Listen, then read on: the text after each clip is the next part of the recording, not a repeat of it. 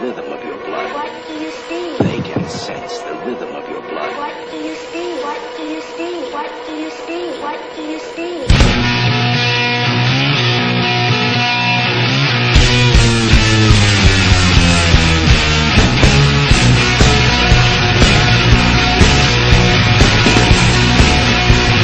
Hey guys, we're hanging out backstage here at Rockfest, and I have found Rob Zombie. How are you doing, man? I'm doing good. And for people who don't know, could you just talk about yourself a little bit? Talk about myself a little bit. Well, if you don't know anything about me, why bother? Who cares? What do you think people would be surprised to know about you, Rob? I don't know. I think everyone doesn't know anything about me. I've tried to, as much as possible, never tell the truth about anything. So they would be surprised about just about everything. Wow. And I'll keep it that way. You got some dark secrets in there? Yeah. I don't tell anybody anything. I keep my personal life to myself. All right, well, if you woke up today and you were ruler of the world, what would be one thing you'd like to change? Ruler of the world, eh? I like the sound of that. Oh, God, I don't know. I just lay around complaining about everything. Let's see. No more reality television. How about that? I like that answer. Ever. Not a fan of reality television? No, I think it makes people stupid. It glorifies stupidity, and then I think the average IQ of the person watching it is plummeting. No more children for anyone. I like it. No one's allowed to have children. That's the first thing I would say. How did you get into music? I know you've been doing this for a while, just maybe briefly. How did you get into music? I mean, I guess I got into music the same way anyone does. You know, just a kid, you like music, and it just seems like it could quite possibly be the greatest thing ever you could do. Simple as that. You must like it, though. You've been doing it for a while. Oh, I like everything that I do. I would never do. It's too much work if you don't like it. I mean, you have to do it because you love it, because every day's, you know, it may appear to be only fun, but it's, you know, it's a lot of work. So. And I know you changed your last name to Zombie. Is that actually your real name? Yeah, it started off as a nickname about 20 years ago, and it just became so confusing. I just changed it legally to make life simple. See, I go by Brian Stars. I'm thinking about changing it, or my legally, to Brian Stars. What do you think about that? I like it. You like it? Yeah. What did your name used to be? Steve? Brian Odell. It's the just the last name. First name you changed. No. I'm just kidding. Brian Stars. I totally understand what you're saying. What advice would you give to yourself 10 years ago starting out? What have you learned about maybe not even just music, but this whole entertainment business? Well, I pretty much...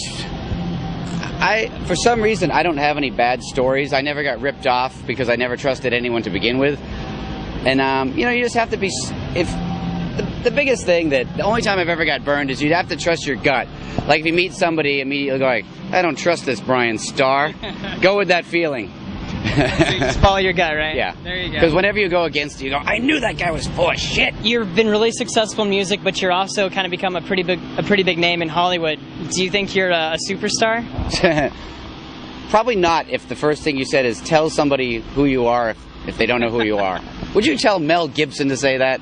It's probably true. I was the Road Warrior. Braveheart? Anyone? Now, I'm just going to be honest here, but your music and your movies can be a little bit dark.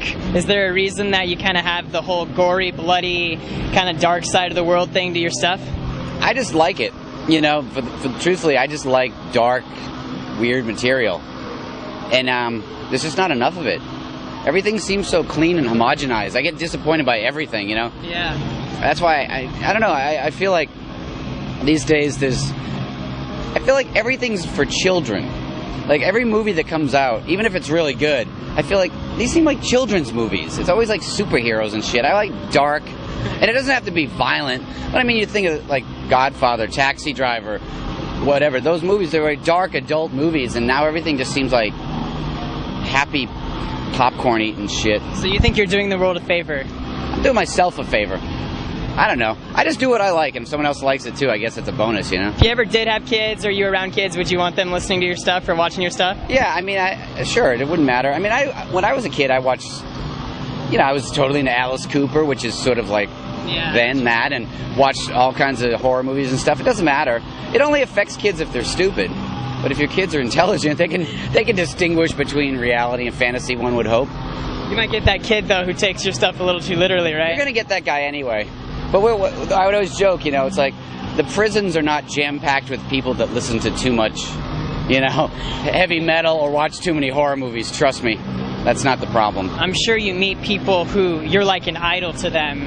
You have a lot of fans and stuff like that. How do you feel any pressure to be like a role model, or I don't know, that people look up to you in that regard? Well, I don't feel the pressure to be a role model. I feel the pressure to be nice to people when they come up to you, because nothing's more devastating than being a fan of somebody and you meet them and they're a jerk. Yeah. And you're like, treat you fuck. like shit, right? And I've never had that happen. I mean, like, the people I've met, like Alice is super nice, and he's, you know, and it's so great that you're like, thank God, I've loved this guy for 30 years and he's cool, you know. But sometimes people are fucking jerk-offs, but so I try as hard to, you know, sometimes people catch you at weird moments, but I always try to be nice to everybody just for that reason. What's the craziest thing a fan has ever done to get your attention? One time this radio station was having a contest, like, who can do the craziest thing to meet the band. So this guy's idea was, I'm going to carve the radio station's logo into my chest. And they brought him backstage, like, hey, meet Fred, he won our contest. And he's just gushing blood. I'm like, really? Does this seem like a good idea to anyone? He looks like he's going to pass out. I was like, get him to the hospital, for Christ's sake. Yay, nice to meet you. Would have been easier just to be the fourth caller, you know? Rob Zombie, guys, awesome interview. It's going to be a good show tonight, and got some awesome projects. Great show, that's right. Greatest show you ever saw. That's right. And you're going to go, holy fuck. And you think Brian... See what I just saw. You think Brian Starr's got a future in this? Brian Starr is going to lose his mind tonight. Next time you see him, he's not going to look like this. That's right. He's gonna help me out. He's gonna change me. He's going to be all in silver. Show me the dark You can side. wear more silver if you're going to have a name like Brian Starr. You're right. Why don't you hook me up? You've got some silver stuff going on here. I don't, but Well, Alice has a nice silver tuxedo. Maybe you can borrow it from him. apparently I'm colorblind.